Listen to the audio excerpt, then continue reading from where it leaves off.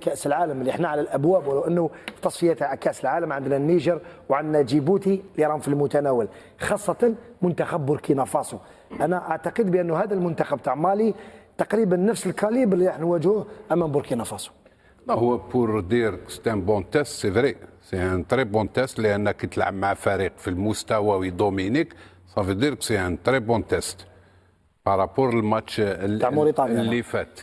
ولكن حنايا احنا اليوم ما نقولوش تفاجئنا المالي تلعب هكذا، لا. سي اوني شامبيون دافريك ونقولوا احنا الاحسن، جامي نتفاجئوا بالادفيرسير، لان تنجم تتفاجأ في ليك 15 مينوت 20 مينوت تفاجأ، بصح من بعد تعاود تراجع نفسك، تعاود تسيي دوميني. احنا ما نجمناش سور لو بلان فيزيك زيتي ميور، اونغاجمون ايتو ميور، اورغانيزاسيون زيتي اكسيلون.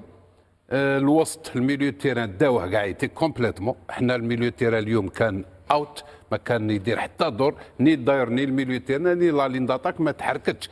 ابارتير دو مومون الميليو تيران ما يتحركش، لا لين داتاك ما تنجمش كاع تحرك. وزيد كاينه حاجه اللي باش ما نساوهاش، لي زاريير لاتيرو ما داروش كاع سور لو بلون اوفونسيف، ما شفناهمش كاع، زيتي ابسون تالمون دوميناونا حكموا لنا لو جو. سي ليكيب ماليان تلعب تكنيكمون اللي اكسيلونت، تريز اورغانيزي، لي سوليسيون دائما كاينين.